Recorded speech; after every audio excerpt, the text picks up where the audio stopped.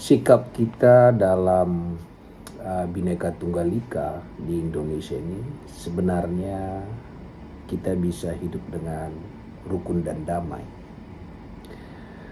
Kita sebagai umat Kristen, kalau kita pegang apa yang Tuhan katakan tentang kehidupan kita, ada dua ayat yang sangat menarik.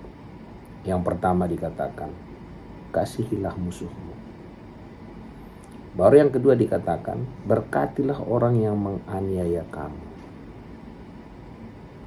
Jadi kalau kita menganggap ada musuh kita diajarkan untuk mengasihi. Dan kalau ada yang menganiaya kita diajarkan untuk memberkati. Pertanyaannya, apakah kita sanggup? Enggak. Menjadi orang Kristen itu adalah sesuatu yang tidak mungkin. Makanya Tuhan memberikan Roh Kudus. Jadi dengan kekuatan kita menjadi orang Kristen itu tidak mungkin. Kalau ditampar pipi kanan, kasih pipi kiri. Dan kalau orang bersalah kita ampuni 70 kali 7 kali. Itu sesuatu yang tidak mungkin dikerjakan. Karena itu di kita diajarkan Tuhan menjadi kekuatan kita.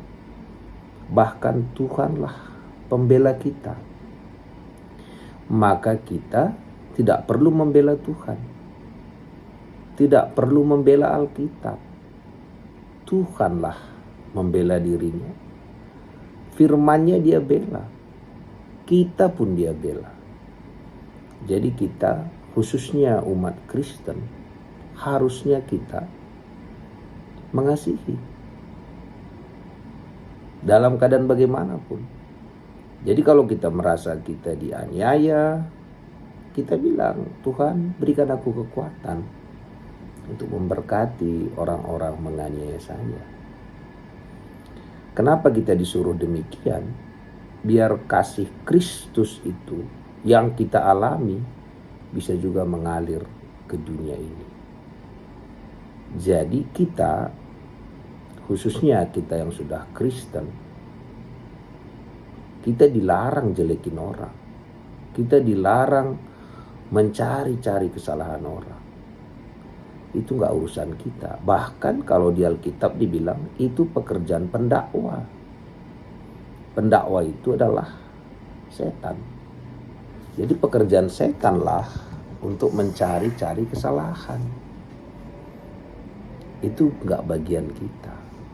Jadi di tengah kebinekaan di Indonesia, kita umat Kristen yang ada di Indonesia ini, sebagaimana yang Yesus ajarkan, harusnya kita menyalurkan kasih. Dan kasih itu bukan kasih kita gak mungkin melakukan itu. Maka dikunci oleh Tuhan Yesus, kasihilah orang-orang sekitar kita sebagaimana aku telah mengasihi engkau. Jadi kasih itu bukan dari kita. Kita hanya perlu salurkan kasih Yesus lewat kita kepada orang sekitar kita. Dengan cara demikian di negara yang Bhinneka Tunggal Ika ini, kita bisa tidak terganggu dengan apapun juga. Karena yang kita tahu adalah hanya mengasihi. Dan mungkin ada pertanyaan, siapa yang bela kita? Tuhan yang bela. Terus kalau Tuhan pun gak bisa bela kita, kemana lagi kita pergi? Kita tidak bisa sama dengan orang-orang yang tidak mengalami ajaran yang kita alami. Jadi di negara yang berbhinneka tunggal ika seperti ini adalah saatnya kita menyalurkan kasih Kristus lewat kita kepada bangsa kita. Tentu bukan kasih kita, tapi kasih Kristus itu.